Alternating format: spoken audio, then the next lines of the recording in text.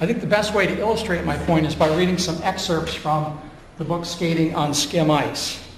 And before I start, I hope it'll be clear to you that I'm not 93 years old. That's the esteemed gentleman there in the front row.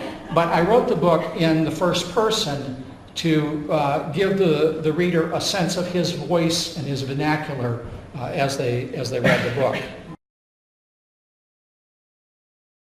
I was ready to start fourth grade when my parents lost their house.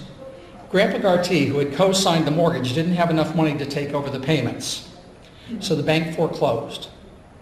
After that, we rented a house on South Custer Road, 5 miles from Ida. It was the first place I ever lived in that had an indoor bathroom. Although the Depression years were hard, my friends and I still had fun. We liked to play baseball against compete against Bridge School, a 2-room school a few miles away.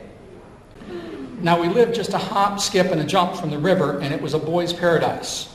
Although I never took swimming lessons, I'd swim and dive in the deep pools in the summer. I taught myself to swim, just got in and paddled around until I got better. In the winter, the river raisin would freeze. We'd skate on it and play hockey. When we boys played hockey, we had to use a tin can. No one had money to spare for a puck. Then Christmas came and I asked for a hockey puck, and somehow my parents got the money together. I opened my present and there was this official hockey puck made of solid rubber just like the professionals used. Oh, it was nice. One day we were playing hockey where the river was about 8 feet deep.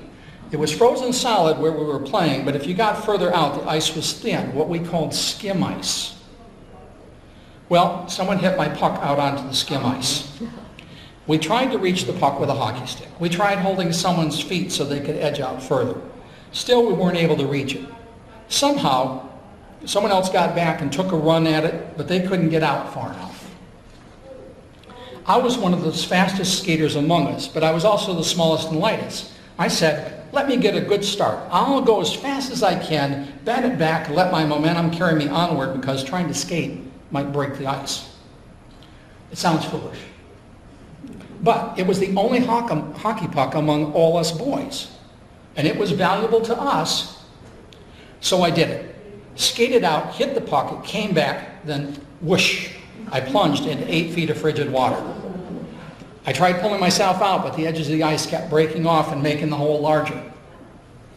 John, Jason, and the other boys playing hockey with us lay on the ice and stretched out their hockey sticks. I finally got to where the ice quit breaking off, and they pulled me out.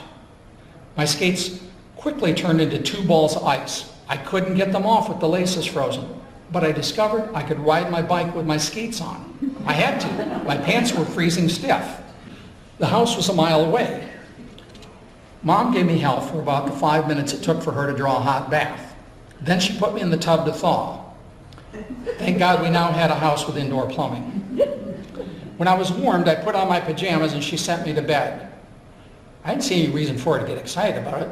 I thought, so I fell through the ice. I got out, didn't I? But she said, you're going to drown one of these days.